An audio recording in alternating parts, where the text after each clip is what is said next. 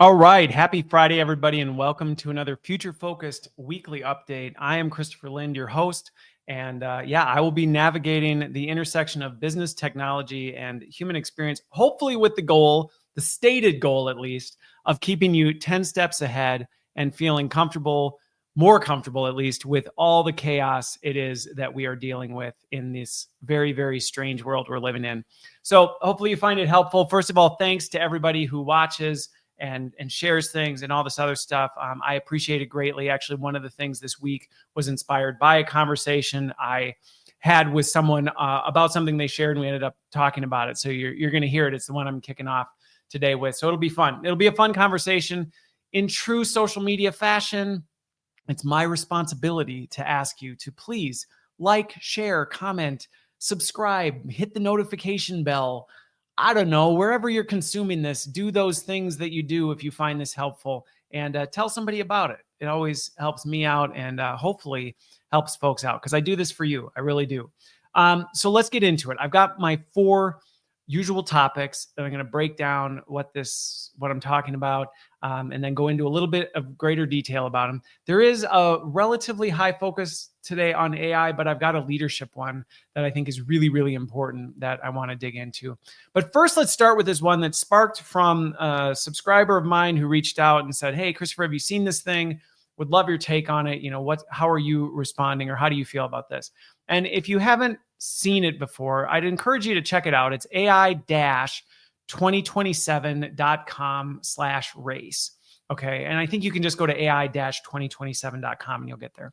But anyway, it's this 2027 project put together by a bunch of really brilliant people in the AI space. They come from OpenAI and a lot of these big companies. They're very deep experts in the field. Okay. So they know this stuff inside and out and are actually involved with some of this stuff. And so they kind of put together their projections on what is a story. And this is what I love about what they did. They actually kind of told the story, they did.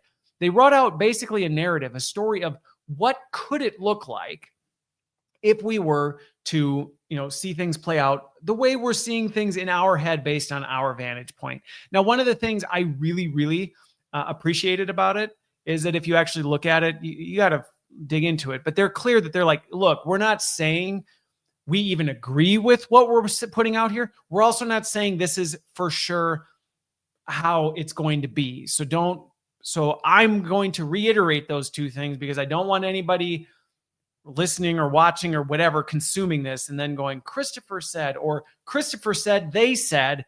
And I'm like, that's not what I said. They really did do a good job of saying, listen, this is just our best guess of what we're seeing will happen, not what we'd like to happen, not how we absolutely think 100% sure it will happen, but what we're seeing are some very viable probabilities based on where the tech is. Let me just tell you, it's very long, so I'm not going to go through the whole thing. And it also is not something I would advise you to read before bed. Okay, so there's my adult advisory or explicit advisory warning. Be careful when and how you consume this thing because it's intense to say the least. Now, some of the things that it did, and it has this really cool in the top. At some point when it's not just me or I have some more capability, I'll maybe do more with the video so you can see what I'm seeing and how I'm thinking. But for now, you're just going to have to let me explain via words. But in the top, what is that, right corner? It's got this animated chart. They did a really good job with this report. And as the story unfolds, as you scroll through the story, and there's kind of some blowouts that you can kind of see like, wait, what is that? Which they did a good job of help breaking it down for people who may not understand some of this terminology. Or, when you hear iterated distillation and amplification and IDA, and you're like, what?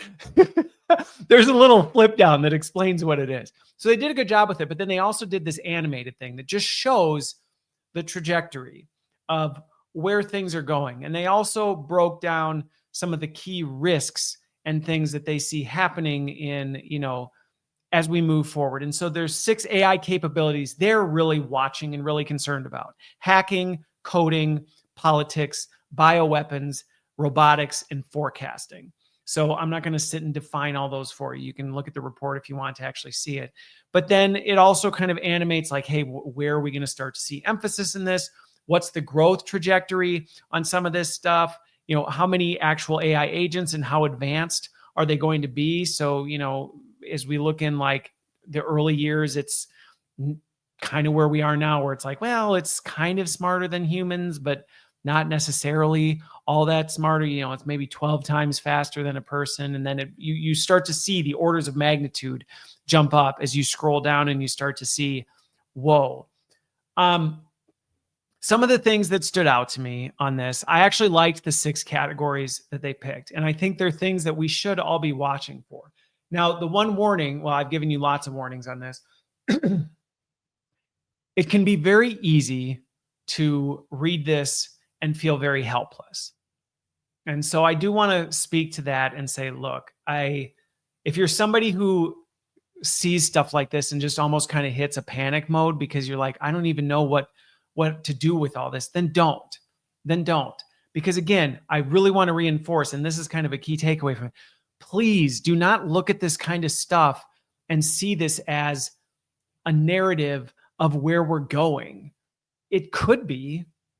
It also might not. Some of the research, and some of it I'll talk about later, some of the research coming out makes me really go, I don't think it's going to play anything like this, because of how these very advanced models suddenly are starting to malfunction on a level that we're like, I thought these things were supposed to be getting smarter. They're getting smarter. And so every time we see it go up in one area, it's like it breaks cataclysmically in others. And so some of this, it's just going to be this continual exponential growth trajectory up. Could it happen? Sure.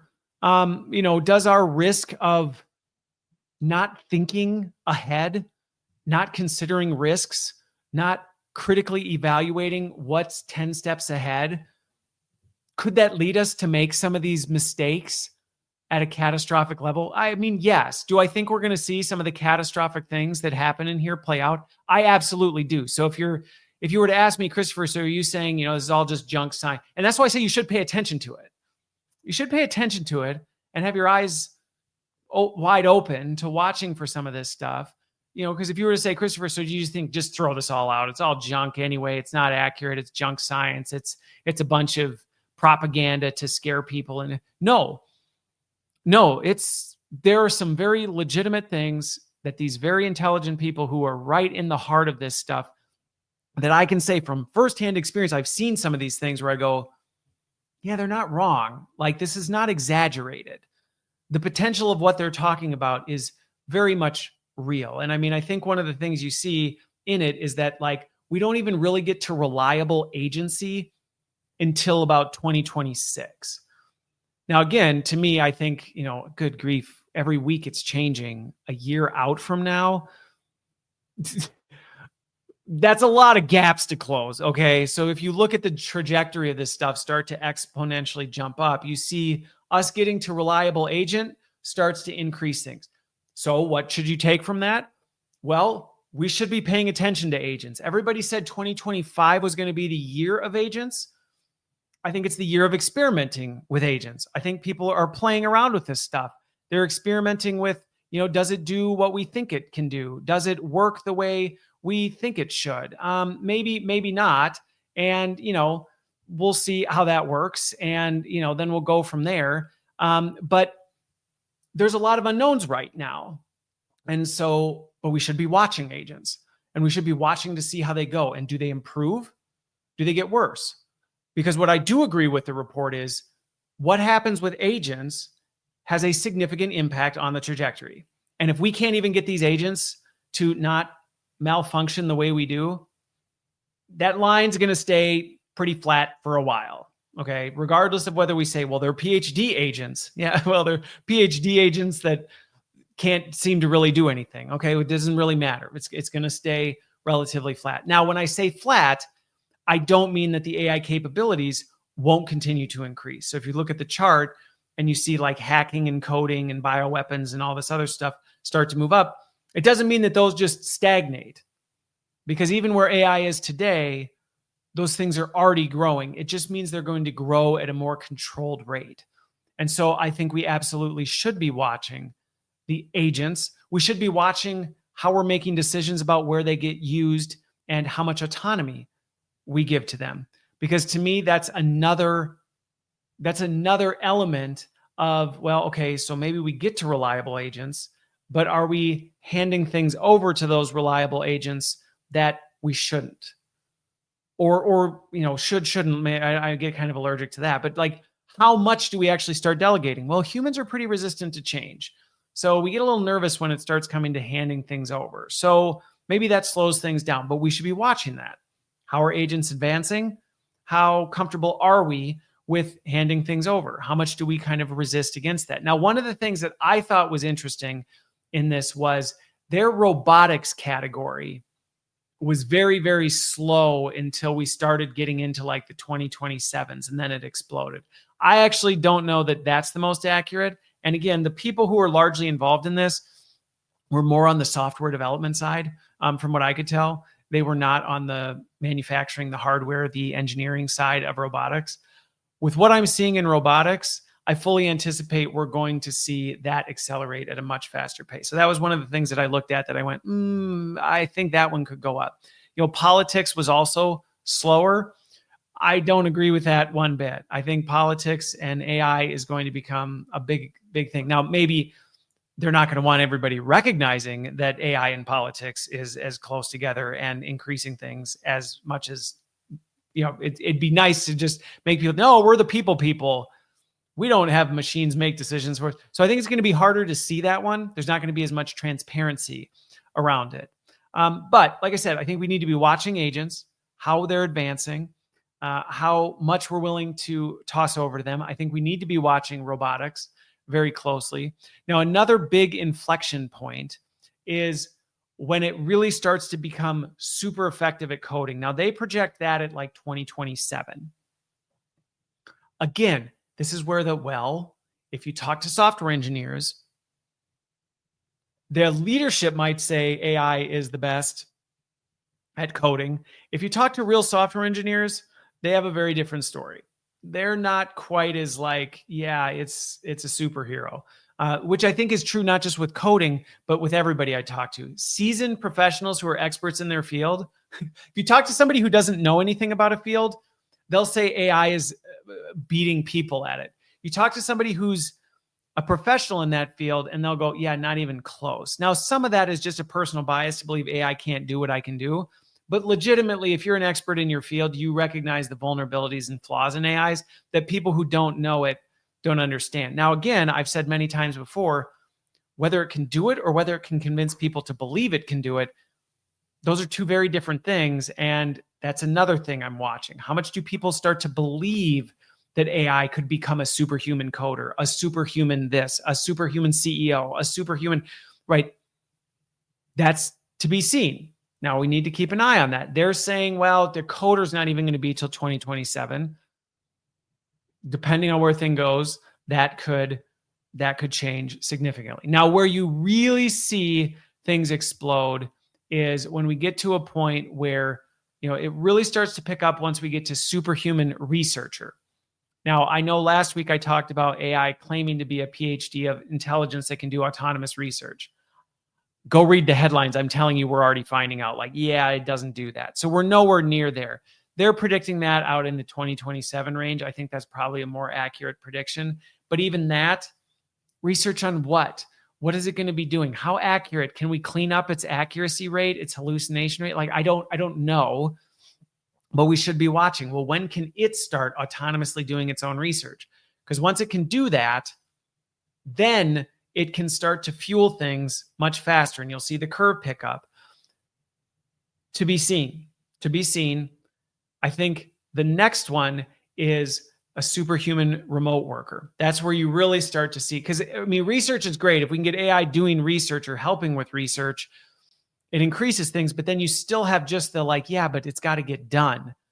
Well, if AI can actually start to become a worker, an actual employee, autonomous, as you can imagine, now the pace starts to pick up because the research can translate to work. It can translate faster. And then one of the final milestones is once, what happens when AI can actually do AI research. It can actually start to self-improve. Now, this is where we start getting into territory of should we even go there? But if you look at the chart, once it hits that, that's where it just goes off the chart. Now, I hope by this point you've seen how I'm saying we don't know the answers to any of these questions. And that's where if you read this, cool, fine. You like science fiction, you like scaring yourself, sure. If you want to think that by 2030, there's going to be 5 billion highly super intelligent, 1,000x human speed, capability agents running around and lose sleep, fine, read the report and think that. But I think the clear indicators that we should be watching are this, okay, when can it start to become an agent? When can it start to do things autonomous, like coding, faster and better than people? When can it start to do research well? When can it start to do work without a human behind it? Right. And it just goes from there. When can it start doing research on itself? I think those are the kinds of things that we should be watching. But like I said, it's an interesting thought experiment. I hope that at least brings some calm to it, that, yeah, it's scary. And the person who reached out to me was a little freaked out by it. And they're like, Christopher, do you agree with this? I'm like, that's like watching Black Mirror and going, do you agree with it? I'm like, I mean, it's science fiction. So yes, I think it's possible. I think we're going to experience some of the really horrific and tragic things in here. I think one of the things that's missing, and then I'll end on this because this is longer than I normally go on these, is what a lot of this stuff misses. And this is the part that I want to end on a really positive note. Most of this stuff never talks about the positive side. We're always focused on the negative. It's going to hack. It's going to take over politics. We're going to use it to develop bioweapons and, eliminate human jobs. And I'm like, yeah, I mean, it could, but it's also going to cure diseases.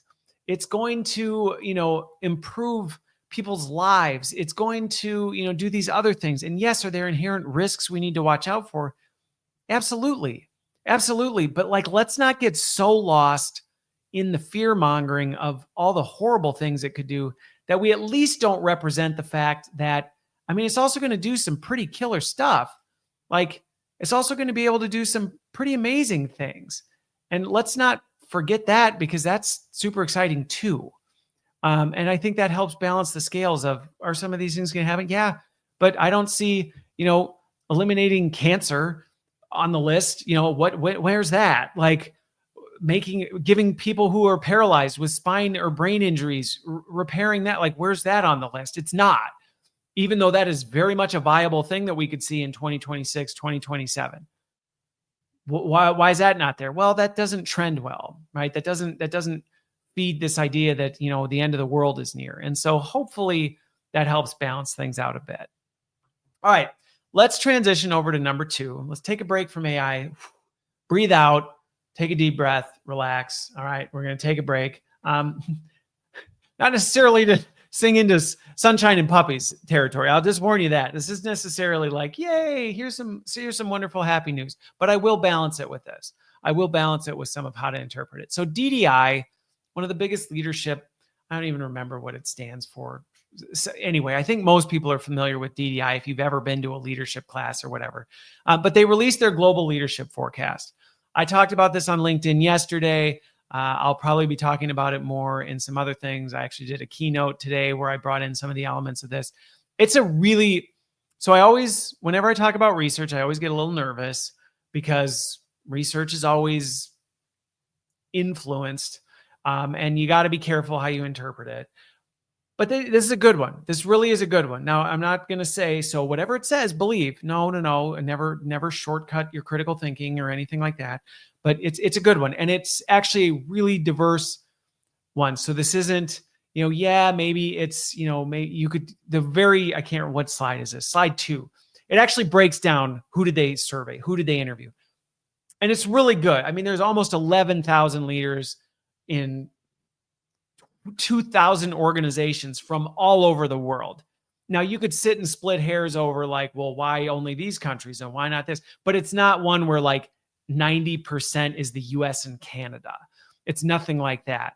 There's a lot of Asian representation. There's a lot of African representation. There's a lot of Middle Eastern representation. So I appreciated that. The gender could be greater, but it's also pretty good. They have a balance. It's not all a bunch of white dudes type of a thing. So they did a great, it's across a bunch of different industries. So it's the kind of research I go, yeah, you could nitpick, you could have done better, but it's also pretty darn good. It's pretty darn good. So I commend them on that. So DDI, I posted about this. You engaged with me and sent me a message. Well done if you listen to this. I thought it was really good. Here were some of the things that I think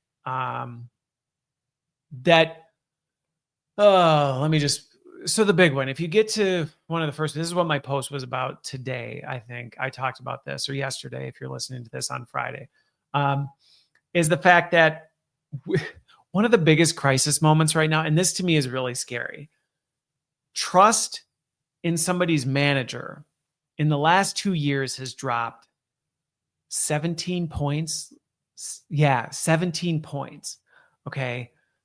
So in 2022, it was 46% of people trusted their manager.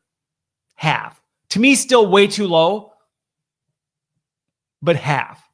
Now, it's less than a third. And just to put this in context, trust in senior leadership, which usually is pretty static, usually sits around a third, 32, 33%. They said 32 in 2022. Pretty consistent with data and research I'm involved in. And again, would I love to see those numbers higher? Of course. Do I think they can be? Yes. Do I coach and work with a lot of executives that can actually bump that way, way up? Absolutely, you can. So I'm not saying that's good, but I also understand where there's often skepticism and a lack of trust in senior leadership. When you have that kind of disconnect, and just knowing what I know about human tendencies, which is when things don't go how we think they should, we tend to think negatively of it. People who seem very different than us, we seem to think negatively. So there is, and I'm empathetic to this, that there's a lot of senior leader hate out there. Don't take that and say, Christopher, well, what about this? What about this? And what about, look, there's plenty of them that have set plenty of bad examples that I get where it comes from. I also know a lot of really great senior leaders who care deeply about their people and their organizations that get dumped on a lot and they don't deserve it.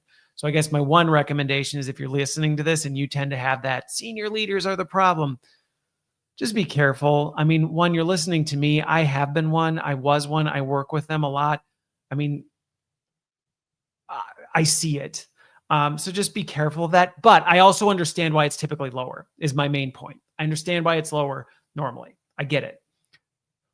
When your direct manager drops below your trust in the senior most executives in a company as a global trend, that's bad.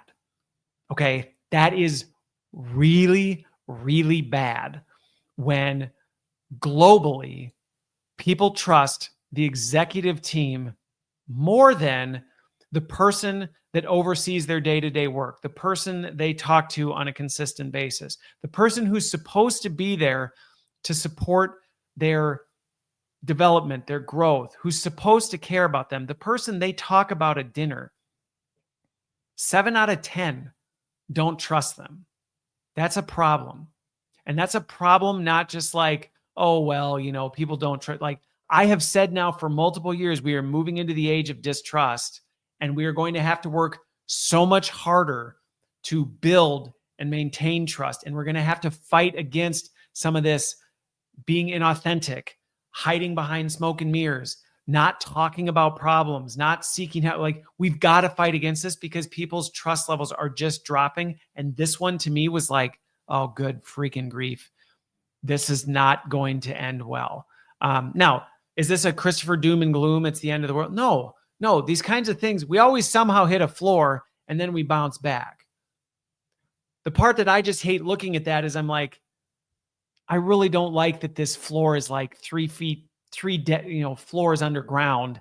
Like how many more basements are we going to build before we finally go, hey, you know what? We should probably really, really work on managers building trust. And to be crystal clear, I'm not dogging on managers. I am not yelling at managers and going, managers, be better, do more, whatever. Like, they get a lot of that. And yes, I will. Okay, I'm not going to say I'm not going to do that. Managers, to be fair, if you don't care about your people, if you don't care that they don't trust you, if you hear me saying they don't trust their managers and you go, well, that's not my problem, you are the problem. You are the problem if that is your response to this. If you see this kind of data and go, well, not my problem, you are the problem.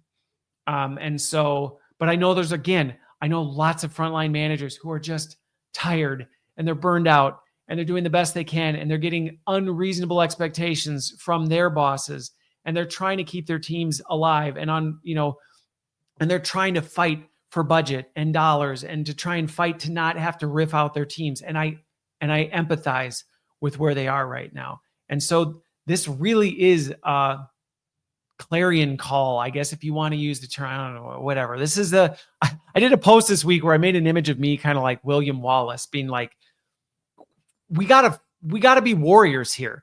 And to me, when I came across this report, I was like, you want a warrior cry right now for leaders for executives to say, we need to build our leaders. Because one of the other things in this report, I looked at it and I'm like, so there's two things I want to focus on with this that also tie to this.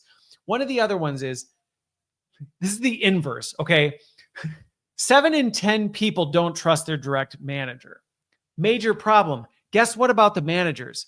7 in 10 of them have experienced extreme increases in their stress levels. I wonder if that's connected. The managers are overwhelmed, burned out. They're considering leaving. And what do you know? Their teams are trusting them less. Why? Because they have less gas in the tank to be able to be there for their teams. They're being penalized, and the incentives aren't there for them to focus on building trust and doing the kinds of things for that. That is a problem. And that's why I say, yes, managers, fight harder, don't give up, do more. But also organizations, these people are critical to the fabric of your success. And if you ignore them, if you don't pay attention to them, your organization is going to collapse in on itself. You've got to take things off their plate. You've got to free up time for them. You can't just say, do more with less. You can't. They're already at a cataclysmic point. It's already bad. Now, here's the other thing, okay? And this isn't me just saying training's the problem. No, training's not just the problem. But here's the thing, okay? Some of the biggest skill gaps right now that would fight for trust, like managing change. How do you manage change? Well, we'd like to say, oh, well, we all experience change, so we should be good at managing it. No, we're not, actually. That's like just assuming people are great communicators because they talk a lot. Nope. I know lots of people who say lots of words that are garbage communicators. Same thing with managing change. Same thing with setting strategy. 4 of the top skills that can lead to trust: setting strategy, managing change, identifying and developing future talents, and decision-making and prioritization. Guess what? Those happen to be the skills that managers get the least support on from a training, development, and growth. How are these pieces fitting together? We have managers who keep being told to do more with less. They're burning out. They're stressed out. The skills they need to build trust with their people, like setting strong strategies that connect the work to the actual organizational goals, managing through the chaos and change that literally is a daily lap pool that everybody's swimming in, identifying and developing the skills in their people. That takes time, by the way. That's not just a skill, that's time. Taking the time to get to know your folks, understanding what makes them tick, what makes them excited, what are they good at, what are they not good at, figuring out what things you can do. How does that tie to your strategy? That's a skill, and it requires time and resources. Oh, what do you know? One of the biggest gaps right there, not happening. Decision-making and prioritization. You keep saying do more. Well, you can't just do that. There's only so many hours in the day. There's only so much you can do. So at some point, stuff's got to go. And if you don't have leaders that go, well, let's see, I got 10 new requests today, and we've already got 47, and we just lost half our team. If you don't equip those people to go, all right, so some of these things are going to have to bump. Some of these timelines are going to have to move. Which ones? Let's pick the right ones. Let's figure out what can move off our plate. Let me make sure I know how to manage through that change, because I can't just rip the rug out from under people and go, you're not working on that project anymore. You're working on this. There's a way you got to do this. You also got to be able to communicate that back to leaders and work with them. I mean, all of this stuff is intertwined. And so while I looked at this report and went, okay, yeah, there's all these separate silos in these buckets that you can look at and go, well, that's really bad, or that's really bad, or, oh, this is bad. Yes. And they're interconnected. And we actually can improve these things in ways that actually work together, that lift the tide for everybody. So here's a couple key things that I'm going to encourage people at all levels. All right, and then I'll wrap this one up. One, if you're an employee, okay, if you're an employee, regardless of where you work or what your circumstances are, be a voice of encouragement to your boss and think positively. And if you get the opportunity, be a voice of encouragement to the folks at the senior levels. Now, that may sound like advice that's offensive, and I get it. You might go, my boss is awful. They're toxic. The leader at our company, the CEO, is incompetent. Okay, well, maybe that's true, but you can't control that. But you can control your response to it.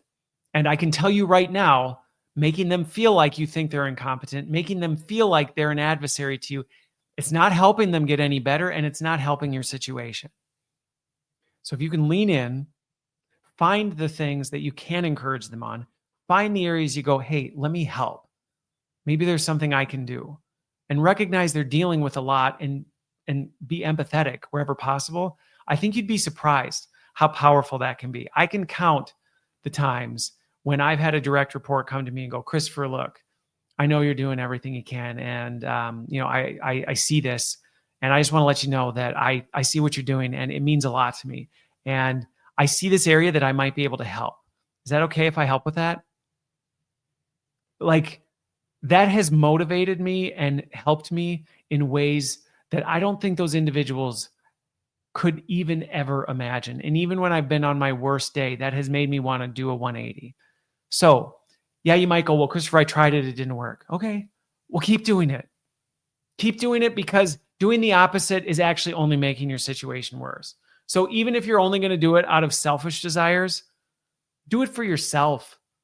Do it for yourself to improve your environment. I'd encourage you to do it for their benefit. But even if you can't bring yourself to, then do it for yourself. And if you really can't, then leave. Move on to something else, because you're taking yourself, your boss, and your whole team down with you. And that is on you. That is on you. To the managers, like I said, don't give up. Don't give up. We are going to hit the bottom floor of this. We are going to hit the basement, and organizations are going to wake up to it. And I was in an advisory board meeting today where we were talking about it. And there's a lot of people who they're holding on to a lot of funds that they know they need to do things, but they're scared to pull the trigger. I know people who are, they know they need to make changes to the way things are done. They're scared right now. Like, we're going to hit a point where it's going to be like, well, there's no other path. So hang in there. Take some time if you need it. But then also, it's not as hard as you may think. I talk and coach a lot of managers who just feel like the list is never ending. The things I could do to improve are so much better. The expectations just feel crushing. And I see you, and I see that. But sometimes it's the little things that make a difference.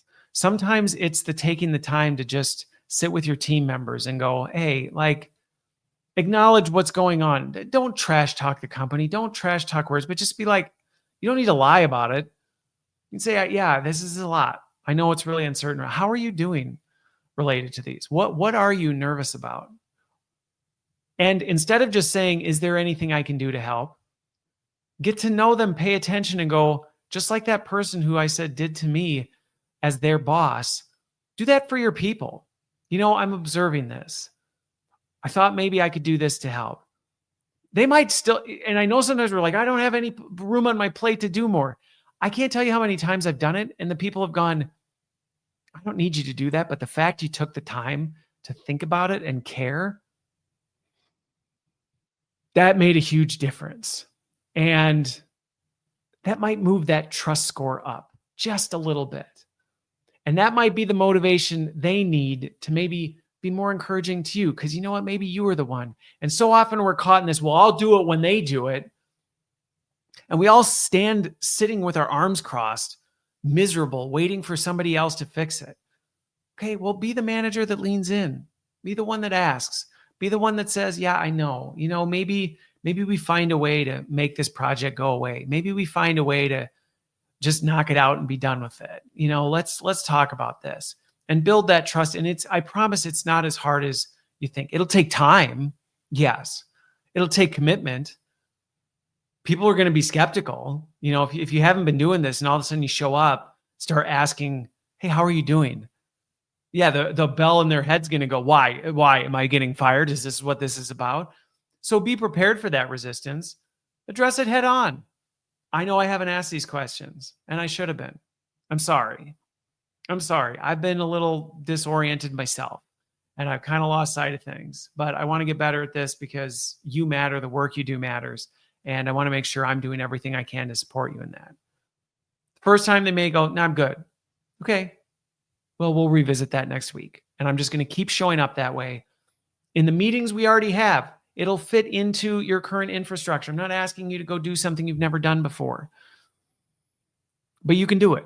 You can do it. You can up that trust score. No matter the circumstances you're in, no matter the insane company you're in, no matter how many direct reports you have or how stupid the expectations you have, you can be the person that your people trust. And if you don't care about that, you shouldn't be in a manager role. There's just no other way to put that. Okay, the last one is to the executive folks who I know are part of my audience. You have a responsibility to do all the things that I've just talked about. You don't get a pass because you sit in the C-suite. You don't get to sit off in your lush office or ride on your private jet and show up and make a fancy speech and then go back to it. And does that mean you need to spend every day on the front lines in no? And actually that might be more offensive because you might send the wrong message to people and be like, we're paying you how much to do the job I'm doing? Like, get out of here. Go make strategic decisions for us. So don't make that mistake. Don't make the mistake of like, well, maybe if I just spend more time being out with the people doing their work. Because the thing is, you're not able to do that. And that's not what you're paid for. And that's actually not what people want you doing. If you're a manufacturing CEO, might some maybe, and do it strategically, I guess, but they don't want you see you every day on the shop floor telling people what to do. First, you're crimping their style. You don't know what you're talking about. And secondly, they're going, we're paying you how many millions of dollars to make strategic decisions to improve our jobs? You're not going to do that sitting here going, hey, have you thought about doing it this way? Thanks for teaching me that. When they know you're never going to do this again. So don't flip the script that way, but also don't isolate yourself off in your echo chamber and go, well, it's too far disconnected for me. And I'm just going to trust our people to take care of it. Listen, care, pay attention, show up better. Put people over profits. And guess what? Your profits will go up too. That's the thing. I say this to so many senior executives. When you prioritize people, your profits go up alongside it. When you prioritize profits at the expense of your people, you may see any sort of increase you see in profits will quickly be overshadowed by the catastrophe and the loss in profits and the loss in operational expenses and the loss in everything else that you're going to experience. You're playing smoke and mirrors. You're the morning fog. You're not actually winning. And again, if you're someone who goes, who cares? Because I get to go home to my mansion and I have a golden parachute and my bonus still paid out. Get the heck out of the C-suite. get out. You don't belong there. You are the problem. Now, I know many of those people are not in those seats, and there are a lot of really great people in those seats. But if you're one of them, get out, because you are taking everybody down with you. Okay. Well, that was fun. I'm only 2 in. I'm not going to get to 4. So I'm just going to go to number 3. I'm adjusting left and right today because I've had technical issues in my keynote and all this other stuff. So I'm pivoting. So let me talk about one of the other ones that I had, that I think it's one that is good, that I just want us to be aware of. Okay. If you haven't seen some things, OpenAI's 4.1, and then of course, when one big model makes changes, then so does everybody else's. So the context windows exploded in size. And what that means is now these models can see more of your stuff. They can refer to past conversations. They can, know more about how you've worked. And it's all in this front of, we're trying to give you a more personalized AI experience. And that's not necessarily inherently a nefarious bad thing. Okay. I think personalization is great. I absolutely love the new releases. I love the fact that AI is much more helpful for me today than it was in 2022. And I'm continuing to learn how to use it better. Okay. I love that. And you need to be really careful with that. So I want to outline a few things just to be careful about, and just to be conscious of. This isn't designed to spook you or freak you out. It's more to say, hey, this is where we are. So here's some things to think about so that you can navigate it well, so you don't end up finding yourself lit on fire and burning the world around you. Because that's what I want to make sure nobody does to themselves. So is this good? Yes. Is it resulting in some really weird stuff? Yes. If you haven't noticed, maybe you haven't experienced this, it's a trending thing now. AI is suddenly referring to people by their name, and people are like, I never gave you my name. Like, how did you figure that out? It's bringing up details about them that they're like, whoa, hang on. My wife experienced this. She was using it for something, and all of a sudden it wrote a bio for her. It prompted her, and it was like, hey, would you like me to write a bio for your social page? And it did. And she's like, where did it get these details? Like, I never gave it this. And so I get, just so you know, if you're seeing that, don't freak out. Okay. Is it a little scary? Sure. Could you go down the rabbit trail of conspiracies? You could, but it's not going to be helpful, and there's nothing you can do about it anyway. All right. But realistically, what it's doing is you are much more of a bad poker player than you realize. There are hidden patterns and tells in everything you do. And AI is trained on every piece of human data that has ever been created, and is literally designed to identify patterns. It's designed to pick up on things and look at it on a global scale and go, oh, yeah, this.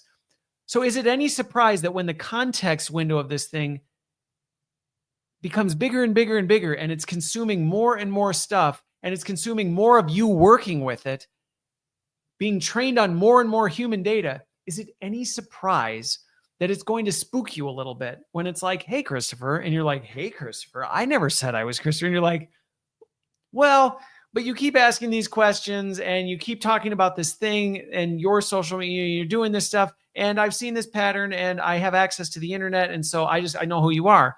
And a good example, a lighter note example of this, okay? My kids and I love watching like YouTubers together, just some of the cheesy Minecraft, whatever. And one of them that we watch is Skeppy. And Skeppy played this game, and Dan TDM did it too recently, where there's these AI things where you can it'll ask you questions, or you'll put in words, and it'll start to piece things together. And then it'll say, is this who you were thinking about? Right. And it's really good at it. Like in a series of questions, it can be like, you're talking about this. And it seems like magic. And it's like, but it's not magic. It's just looking at patterns. And then it's just going, okay, well, there's a billion possibilities. And now I'm cutting that to 500,000, or 500 million. And now I'm cutting that to 1 million. Now I'm cutting it. And it just does it at such a scale that we go, this thing is magic. It's nefarious. It has access to the underworld and a new dimension. And it's like, no, it doesn't. It just sees things that are much bigger and broader than we can. And that doesn't mean it's smarter than us. It just has a bigger context window than we do. So, I mean, that's what's happening. But is that good? I don't think it's good or bad. I think it just is.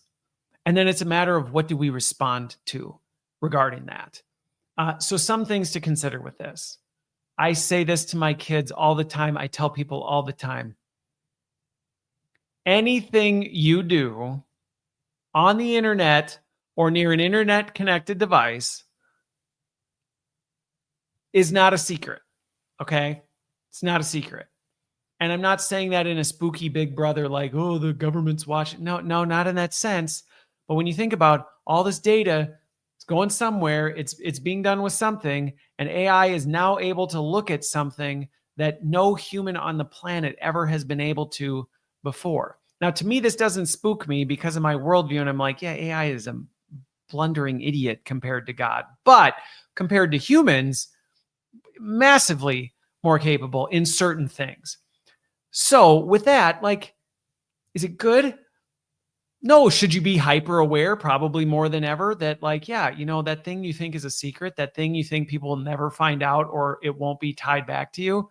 It will. It could. It wouldn't actually be that hard to do anymore. So be above reproach. Don't do stuff on the internet that you shouldn't be doing. Don't do stuff in general you shouldn't be doing. Knock it off because it's going to catch up and burn you in the end. And now it just has even more probability to do it. And on top of it, I've talked about this in other updates before. It's not always good at how it mixes data together. There was that court reporter who suddenly found out that AI thought he had committed all the crimes that he wrote about. Be careful. As the context window expands, there's more opportunity for it to hallucinate and connect data points that shouldn't be connected. So, is that bad or good? Well, it could be a lot of things, but it just means you need to be that much more intentional. You need to be more careful about what you do. You need to show up more authentic and not do things that you don't want associated or affiliated with you. And that means everything down to like the crap you like or spend too long looking at in your newsfeed. Like, just don't. Just don't. Quit. Don't do it anymore. I think the other thing is be really careful because it's going to be so much easier to trust this thing, to trust that it understands you, trust that it has the same judgment you do. If I ask it to do something, it's going to know what I would do because it's trained. It has these context windows. It's seen everything I've ever done and everything in the world, so it can make a better decision than I. No, it can't. No, it can't because it still isn't you, and it's still an alien intelligence. And the way it thinks, the way it makes decisions, the way it prioritizes is not you. And that's true of any other human being. Like, right? It's not you. So be careful that you don't trust it too much. I talked about it last week. Like, AI is eroding people's cognitive capabilities. Don't delegate things. Don't trust AI to think, do your thinking for you. Think, keep thinking. You need to. Okay? So is it good or bad? It's both. It just is. But there are some legitimate things that you should be doing, and you should be aware of this. And yeah, benefit from it. I love it. I love the fact that I can have as many conversations open as I need, and I can reference them back and forth. I've got to be much more critical in my lens of observation and editing and critical thinking, though, because there's times it's pulling things. I'm like, wait, that's not, no. That's not what I'm talking about. Well, you said that over here. Yeah, I know, but that was specific to this one instance for this very specific thing. That's not what I'm talking about. So you better elevate your skills. And this is where the real risk comes in, because if we go too far as its context windows, the risks accelerate is my point. So it just is, which means you just have to be that much more intentional about what you're doing, that much more thoughtful, that much more critical in the way you think about things. Not critical in a negative way, but just thinking deeply, thinking consciously, being aware. You have to. And if you don't, it will burn you, because this isn't going away and you can't run from it. And just to the folks who are like, well, I just won't use AI then. You already are. You already have. And you can't do that. And it already knows things about you. It already knows whatever. And that just is. You might go, well, I don't do it. Well, your Instacart driver does, and Instacart knows all this stuff. That Amazon order, it pegged what you're interested in and what your seasonal patterns are and what you buy and what sizes they are. And it can tell, well, how many kids do you have? And it can tell you search to say, like, it knows. You can't escape it. So accept it and then be intentional about what you do moving forward. Okay? All right. I hope you found that helpful. It's a little bit of a different flavor than usual, a little less points than I usually get to, but I hope you had a great week. I hope this is helpful in your thinking. And we will be back here next week, and I will see you on the other side.